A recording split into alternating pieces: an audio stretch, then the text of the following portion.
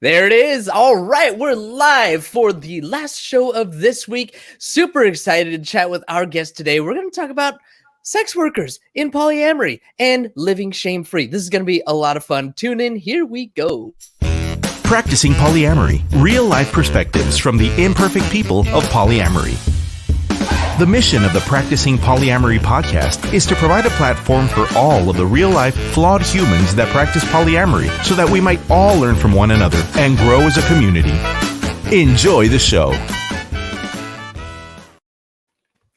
All right, everybody. Welcome to this beautiful Wednesday. Before we jump in and chat with our awesome guest today, I want to quickly remind everybody that we are open for questions. If you have any questions about your relationships, or if there's a specific topic that you'd like to hear us discuss on the show, slide into my DMs. Follow us on all social media platforms, especially Facebook and Instagram. That's where I'm most active.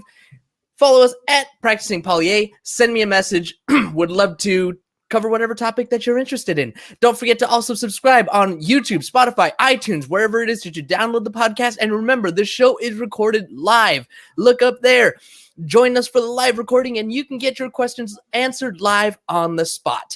And as always, I want to remind you, if you're listening to this podcast, you are a welcome guest to be on the show. We're here to share stories, and I want to get as many voices as possible to speak here, because I know that the more stories we hear, the more representation we'll have, the more others will see us in themselves, and the more we can strengthen our community. So go to practicingpolyamory.com and sign up today. All right, everybody, that's my spiel. And now, on to the best part of the show, introducing our awesome guest. Our guest today has an incredible and remarkable story. From homeschool to college, from psychology and business degrees to marketing and office management, from drug and alcohol addictions to sobriety and working as a high-end escort, and now as a therapist, relationship coach, and certified sexologist, her life experience has taught her one thing above all: there is no need for a life filled with shame. This amazing guest has a knack for making people feel safe to explore their shame without feeling judged. Her personal experience in moving past that crippling emotion and realizing her full potential as a joyful being is a powerful gift that she is able to share with her clients so that they too can live happy, shame-free lives. Whether we experience shame about gender, race, sexual orientation, fantasies, socioeconomic status, or anything else, the results are the same: lower self-esteem and distrust in ourselves and our relationships. Our guest today can help us overcome that.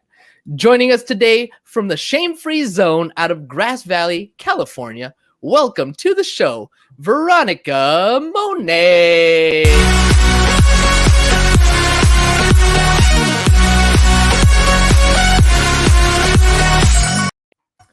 Woo! Wow, right. James, I have to tell you, the only time that I have had that illustrious of an intro was on Bill Maher's Politically Incorrect show. So Wow. I'm really impressed. Did you just compare me to Bill Maher? Wow. I said, hold up, wait a minute. I'm blushing here. Yeah, he's pretty good. Oh, wow. Thank you. And so are you. Thank you. Wow. Well, no, I mean, you are the guest of honor here. I'm here to highlight you and everything that you do. And I totally screwed up and didn't ask you this before the show. So I'm going to ask you right now, if we want to follow you on social media or find you online, where would we do that? Well, James, I confess I don't have all my social media memorized, but I know over on Instagram, it's the Shame-Free Zone. I think there's a bunch of dashes, lowercase dashes between each word, the dash shame-free dash zone. And then on Facebook, you can find my personal site, which is just Veronica Monet. And then over on the business page, it's the Shame-Free Zone. So pretty easy to find me. Actually, if you just put the Shame-Free Zone in, it's going to come in up all over the place. You'll find my YouTube too, which is Veronica Monet. Boom. Perfect. So I did that, a little bit backwards. I usually do that before the show, but hey, here we are. Well, let's just jump right in. Let's talk about living in the shame-free zone. You have absolutely a story. I mean, wow, there's so much that you've been through, and the one that I wanted to kind of touch on here, especially, was the high-end escort and sex work service. There are a lot of our listeners out there, a lot of our polyamorous community that also are sex workers, and I imagine that there's a lot of shame involved, and things that they're struggling with. So I want to ask, just kind of get your perspective, a little bit of your history, and how you got to where you are today. Well, it's interesting. I'm sure it's pretty shocking for my mom, because she raised me in a very strict Christian cult, and she always told me to save my kisses for my husband. That was, and also wash quickly down there. Okay. So, and I grew up homeschooled. I had no contact with the outside world except the cult. So consequently, I didn't get exposed to much around sex. I never even masturbated until I got to college. Wow. Thank God I went to an actual college. My mother wanted me to go to the church college, and it would have been more nightmares. But I went to an actual college, and I took human sexuality, and I found out, masturbation's a good thing. So I started tried to learn how to do that. And I'm telling you, it didn't come easy. I think I had too many layers of shame and kind of brainwashing to get past. So I became very rebellious. I left the cult. I started having a lot of promiscuous sex. I had some bad experiences. I was raped once in college, and then after college, I started working as an office manager, or actually a department manager, for a telecommunications firm. And one of my coworkers raped me when we were out drinking. So I had a lot of negative experiences around sexuality. I was also abused by my father when I was a little girl. And that was pretty common in the cult that I was raised in. It wasn't like part of their doctrine, but the founder had actually molested his daughter. So here I'm coming from this background of a lot of sexual shame and punishment and rules and rigidity and regulation. And yet the subtext is this abuse of children. You can imagine that by the time I get to college, I was very disillusioned, and the hypocrisy it just reeked. So my journey was obviously fraught, but being homeschooled, I wasn't streetwise. I didn't know how to protect myself or read situations or read people. And it kind of made me a sitting duck in some ways. But so that's the journey. And then I became a rape counselor, and also a domestic violence counselor. I was very politically active early on. And then I discovered that I was bisexual. Oh. And that was very disturbing to me. It just went against my training and all of this, the homophobia I had been inculcated with. But it became really apparent to me that I was hardwired that way, and there wasn't a darn thing I was going to be able to do about it. And I got introduced to this woman that I just thought she was beautiful. She was the centerfold, and she won a few beauty pageants. And okay, so that tells you a little bit about my taste in women. So mine too. Since then, I got involved in the queer rights movement, and I broadened my horizons a little bit. I've had crushes on women who had mustaches and were full blown butches. So nice. But anyway, first girlfriend, centerfold, and she was married, had 3 kids, drove a Mercedes, lived in a beautiful house in the IBM district in the Bay Area, which was an expensive neighborhood at the time. And she was working as an escort. Now, I was a die-hard feminist. So I thought, this poor woman, if she had a college diploma like me, she sure wouldn't be doing this kind of work. This is so degrading. And so I hung out with her, made love with her, and thought maybe I'll rescue her. The white knight syndrome. Oh yeah. Oh boy, I have that masculine streak. I really do. I'm cisgender female, but I have a masculine side. Turns out, after a few months of dating her, I was like, maybe she could rescue me. At the time, I'm working as a marketing representative for a radio station in Santa Cruz, and the boss is a sexist. He's pimping me out to clients. He's saying, you take that account because he likes a really good looking pair of legs. And it's for 10% commission. And sure enough, I go and I woo the account, and the guy leads me on, and then asks me out on a date. And the hypocrisy again was the big thing for me, and the double standard. It just rubbed me the wrong way. Mm-hmm. So I asked her to teach me. Now I want to stress, I graduated with honors from Oregon State University. I had a degree in psychology and a minor in business administration. I had been working in corporate America for 7 years. I had been an office manager, a department manager, and a marketing representative. But here I am asking this high school graduate who is kicking 6-figure income, please teach me. So she was the one that rescued you. She was. And the first thing she did, first of all, she refused. She said, no, I don't want that kind of responsibility. And I said, well, then I'm going to do it on my own. And she knew that was trouble. She's like, no, this is not like, this is one of the misnomers. Yes, there is survival sex in the sex business. Absolutely. But the people who are really making a large income, they've really got to be really entrepreneurs. Mm-hmm. And there's so much to know. And that was such an eye-opener for me. So she said, okay, I'll teach you because I don't want you to hurt yourself. Right. And I apprenticed to her for 9 months. And during that time, she trotted me down to get my federal ID tax number so I'd pay taxes. Mm-hmm.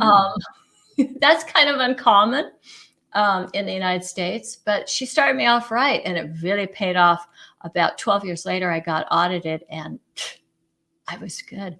Nice. I paid my taxes the whole time. Nice. So the biggest thing she taught me was how to connect with my intuition. So here I am. I've been raised in a patriarchal society, which is all about logic. I loved taking philosophy classes, actually. If A plus B equals C, all that stuff. I was way into that. And here comes this woman, and she's teaching me about intuition, which I had none of at the time. It had been trained out of me. I just didn't know how to tune into my inner voice. So this was like this introduction to this whole feminine world that I wasn't aware of. And when I say feminine, I'm not talking about gender here. I'm just saying that the feminine has been suppressed in our current culture. Right. So getting in touch with that is like, wow, my body does actually know some things. I kind of get an idea of when somebody's safe and when they're not.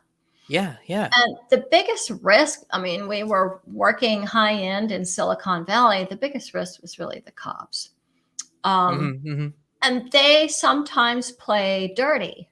They try to get sexual favors for free under threat of jail time. So after a while, I really got good at spotting the cops on the telephone. And even, if, God forbid, they got through my filters and showed up in person. So it's in the body language, by the way, for anybody who's curious. Tips. I got to be careful about that. You can't teach anybody how to be a prostitute because that's considered a conspiracy charge. So I never do. Nice. My book actually came out in 2005 is called Sex Secrets of Escorts. Everybody thinks that's a how-to, and it's not. Well, it is. It's a how-to for housewives about how to seduce your husband. Oh, nice. And that's the publisher, by the way. I probably wouldn't have targeted housewives, but they're like, hey, talk to the housewives. And I'm like, what? I don't think it means what you think it means. Nice. Well played. So Veronica, I gotta ask, okay, so you've gone through all of these all of these things in your life, you've had these traumatic experiences. You were, raised in a cult. You, even had to battle the shame of, discovering your bisexuality and deprogramming, all of that. So, when it comes to getting started and getting past that shame part, how did you deconstruct that? Like, what were some of the things, what were some of the pillars that you Yes. really had to break down to be able to live a shame-free, joyful life? Thank you. Great question. So here's the thing. First thing was a rape survivor, incest survivor, cult survivor. I needed a lot of therapy. Mhm. So Makes I sense. was in therapy all the time. And frankly, all these years later, I still do therapy. So I think it's a great adjunct to any healthy life. Mhm. The other thing was getting clean and sober. So I had to get off the drugs and alcohol. I mean, I could cry out my stuff in therapy all day long when I was drinking and using, and it wasn't really going to get much traction.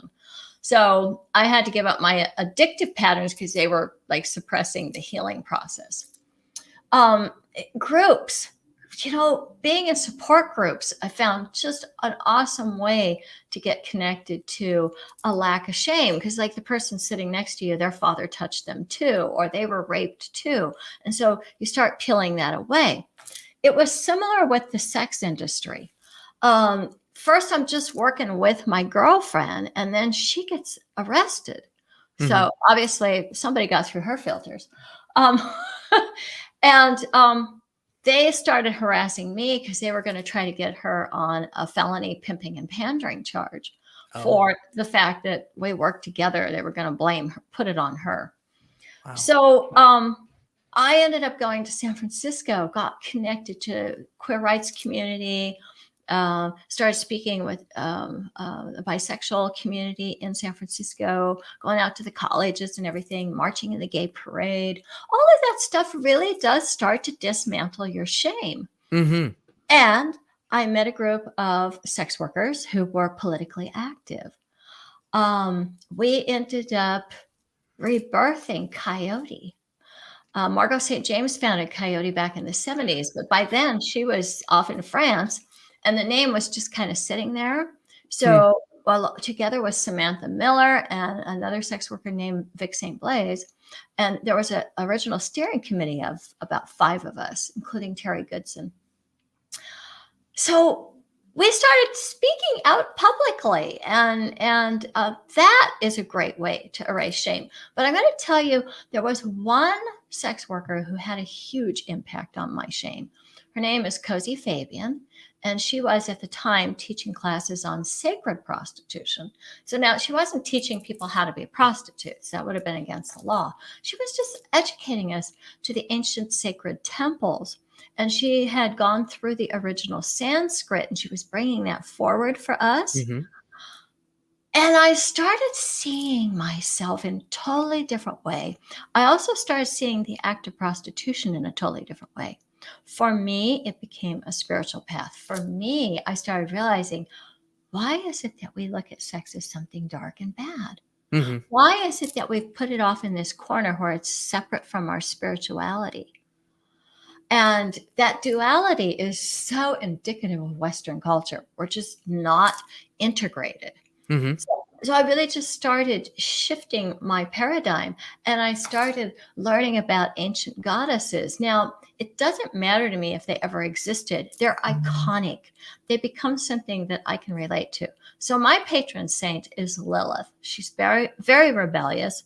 The story goes that Adam wanted her to lie beneath him during sex, and she insisted on being on top.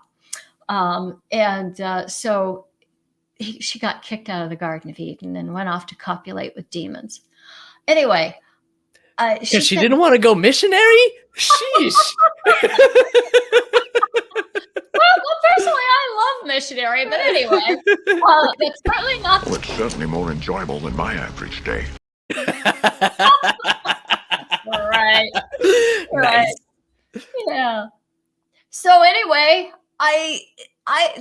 what I do now when I'm working with women around sexual shame, and not necessarily women that want to be sex workers or that are sex workers, although there's a lot of sex workers that you don't even know they're sex workers. Sometimes they're therapists or, doctors, whatever, and they're doing that on the side.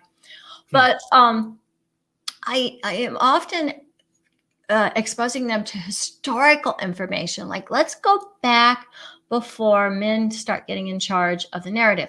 Now, no offense to men. I think men are just as oppressed by this system as women are. But it is a fact that a lot of feminine knowledge and wisdom was suppressed for all of us. So that, somebody like me was out of touch with my feminine side. And obviously for a lot of young boys that are still growing up nowadays today, it's kind of getting beaten out of them that they don't get to express that part of themselves. For sure. But when I realized it's not always been this way, you go to the tantric temples in India, they still have all kinds of explicit sex scenes on the outside of the temple. And when you go inside some of the Celtic temples, you find that it was actually shaped in like a womb. Oh. So why is it now that we're so allergic to the very reason any of us are here? Because if somebody hadn't had sex, you and I wouldn't be talking, James. Facts. So I'll ask you that question. You tell me, why is it that there's so much shame around it now? Well, there's a few different theories about that. One is the suppression of the divine feminine, if you believe in that, but you don't have to. There's also the whole idea of controlling large groups of people. If you have a large herd of cattle, one of the things you're going to want to do is castrate them. Oh. Because they will be easier to manage. Same thing with a horse. Well, Dogs, yes. So with people, we don't actually castrate them, we brainwash them.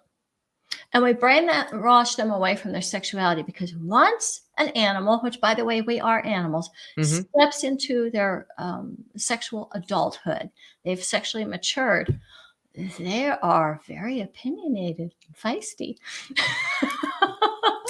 It's true. That's true. Yeah. So I think we're more easily managed that way. And here's another thing. The original government was religion. Right. Almost all the religions have a lot of proscriptions. That means they're teaching against some type of sex. And that immediately sets into place some kind of shame around sex. Maybe it's against so-called sodomy, or against homosexuality, or against prostitution. The Bible is full of all kinds of kill the whore things. Yep. So when you're demonizing some aspect of sexuality in religion, it's a way of controlling the masses. It's a way of making them obedient. And I really think that's the start of it. But then you look at the governments, they just kind of carried that forward. Like, yeah, we're going to tell you about your sex. We're going to have laws about it. You can do this, but you can't do that. And if you're polyamorous, maybe we'll take your children away from you.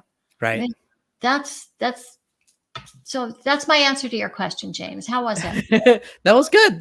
It makes perfect sense. I totally agree. It has a lot to do with the purity culture that does come from that first government, the religion, and all of that stuff that just continues to be integrated into a lot of the things that we're doing.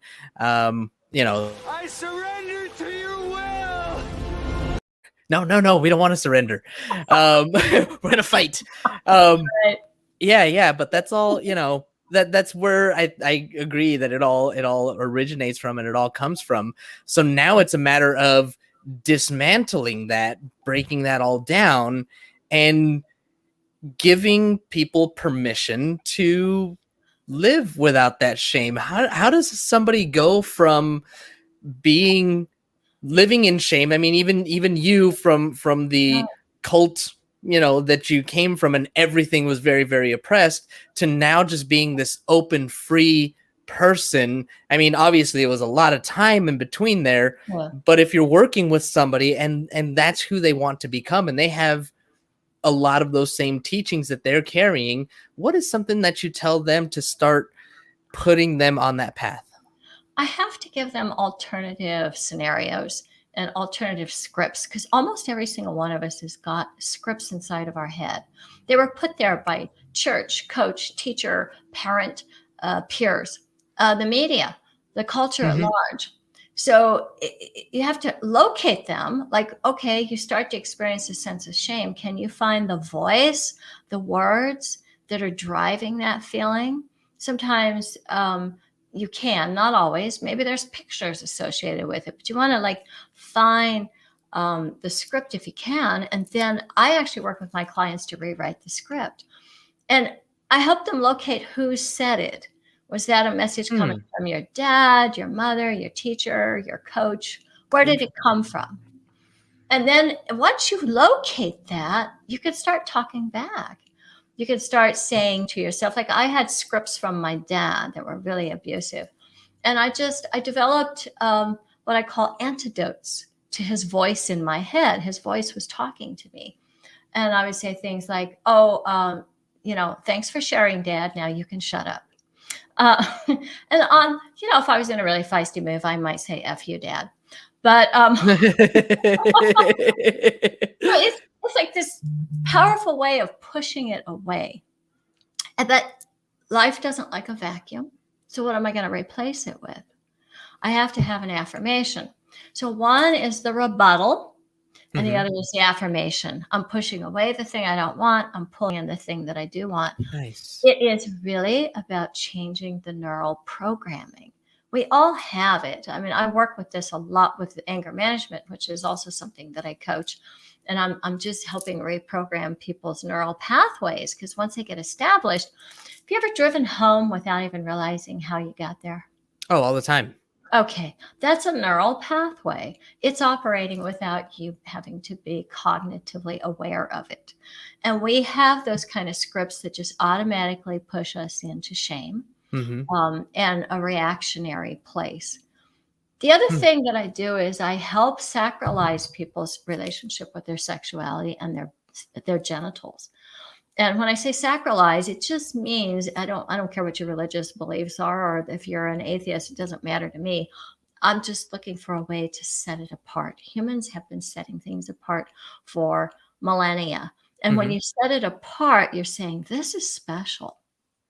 So I want to reorient people to how precious and sacred their penis, their vagina, their clitoris, their womb, every aspect of themselves, their testicles, how precious and sacred that is.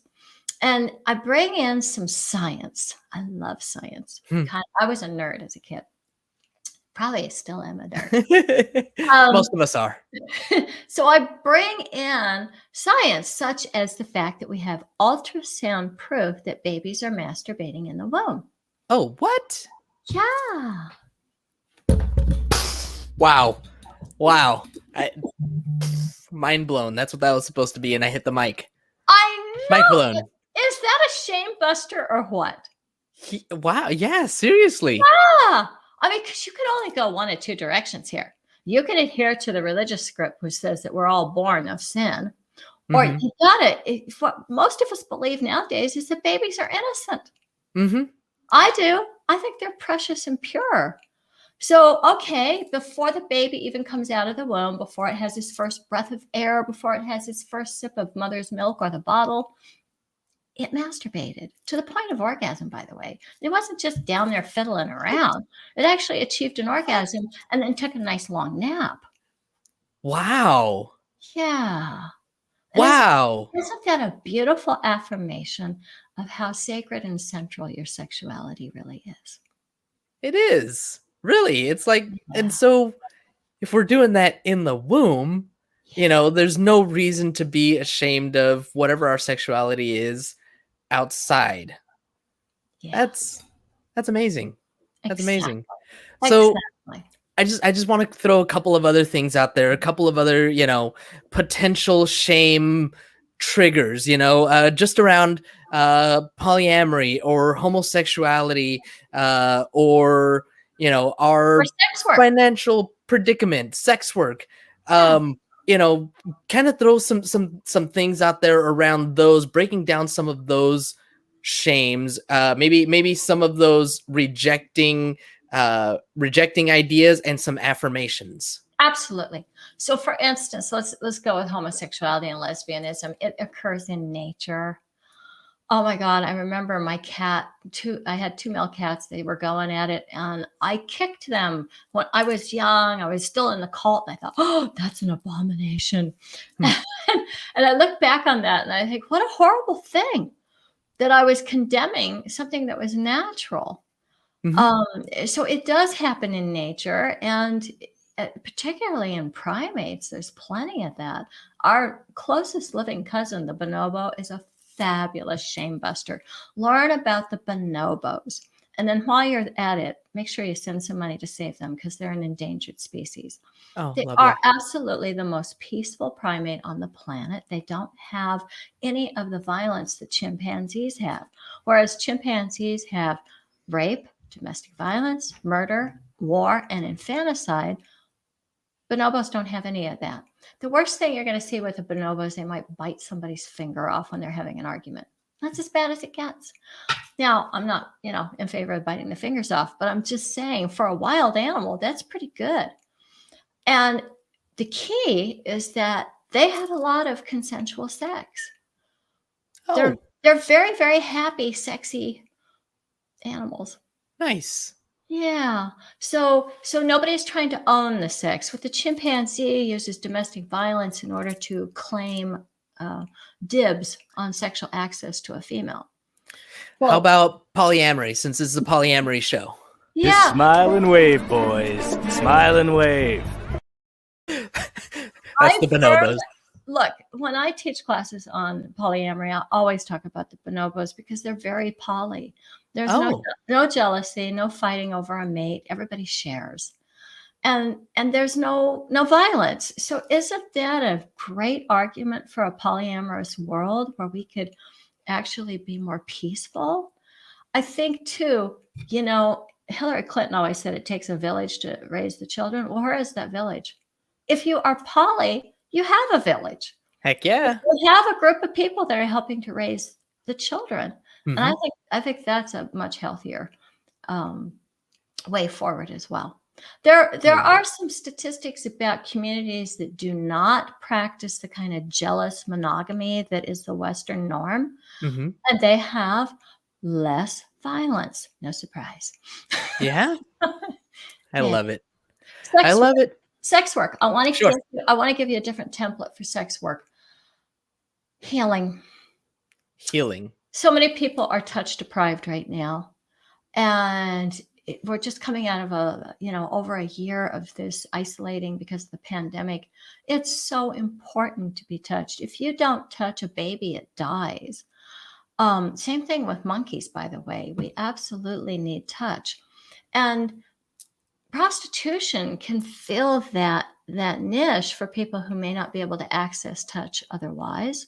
There's also cuddle parties, but there are people who want to go see a provider and should be able to do that. And my experience of most sex workers is that they're very loving, giving people. And they are providing a service. They're not selling their bodies. They're providing a beautiful, healing, loving service. And, of course, lots of people get into being a doctor for different reasons. So not every sex worker has the same script, and some people are trying to survive. But for those people who are doing sex work out of survival, we want to do harm reduction for those people. We don't want to demonize them or arrest them or punish them, right? Yeah. It's about finding ways to actually help them as opposed to punish them. Here's one thing I want to say about shame. Shame never helped anything. We've got a misnomer in our Western culture. The shame is controlling the demons. It's holding the evil and the darkness at bay. So, of course, we shame the priests and they molest the kids. In my church, there was a lot of sexual shame and they were molesting the kids. In cultures that have made pornography available, they've actually seen the rate of rape go down. I think it's really important that we stop equating shame with some way to hold what we fear at bay. Guilt is maybe a healthy emotion because then you'll make amends, correct your behavior. But shame, it just implodes, and then people don't feel redeemable. Mm-hmm. So they give up on themselves, and they wind up in a vicious cycle of reperpetration. And if we really want perpetrations to stop, if we want to see a world where there's only consensual adult sexual behavior, we need to eliminate the shame and bring it out of the closet so we can heal it. I love it. I love it. Veronica, it has been so much fun and so enlightening to chat with you. He ain't lying. One more time for anybody who wanted to work with you, wants to get some help from you, wants to enter that shame-free zone, what is the best way for them to get in touch with you? The best way is actually just to go to my website, theshamefreezone.com. I've got so many domains pointing in that, you can't help but find me. veronicamonet.com will get you there. And also the Exquisite Partnership Formula.com will get you there. Sex Without Shame will get you there. Nice. And you did mention the fund or the thing for the bonobos. Was there anything else that you wanted to touch on? Anything else that you would want to? Go ahead. Two things. I'm going to be teaching a webinar. It's called After Sexual Assault, Reclaiming Your Sexual Joy. I'm one of the few people who's actually bringing a celebration of sex to the conversation around sexual assault. So I hope you'll join me. You can find that on my social media. I've been posting it everywhere. And that class is on July 1st, or just email me. I'll send you the link. And the other thing is you definitely want to get a copy of my Exquisite Partnership Formula. It's a free ebook, 10,000 words, full color, gorgeous. Okay, you may not want to read it, all of it, but there's some great stuff in there about asserting a firm no that pulls your partner closer to you. I developed this while I was an escort, and it was all about creating a juicy, sexually vibrant connection with very firm boundaries of what kind of touch I was available for. So nice. That's perfect. Well, thank you again so much, Veronica. Like I said, it's been super enlightening, super fun. And I hope that our audience got a lot out of this, especially, our sex workers audience. Yeah. James, you're a lot of fun. This is a great program. Thank you. And thank you, as always, to our live audience for tuning in today. As a reminder, when we're live, you get no commercial interruptions, but the same can't be said for those podcast downloads. So if you want to avoid the commercial interruptions, be sure to catch us live Monday through Wednesday, right here, 2:30 Pacific time, or sign up for our Patreon, where you'll get access to our commercial-free RSS feed and support the show. Don't forget to subscribe on YouTube and wherever it is that you download your podcast. If you haven't already, please leave us a review. We'll really appreciate it. That's all we've got for y'all today. As always, Have a nice day! Thank you for tuning in to the Practicing Polyamory podcast. Would you or someone in your polycule like to be a guest? Sign up at practicingpolyamory.com and join the conversation. Please support us by subscribing, liking, and following us on social media at Practicing Polya by clicking any of the affiliate links on our website or by subscribing at patreon.com/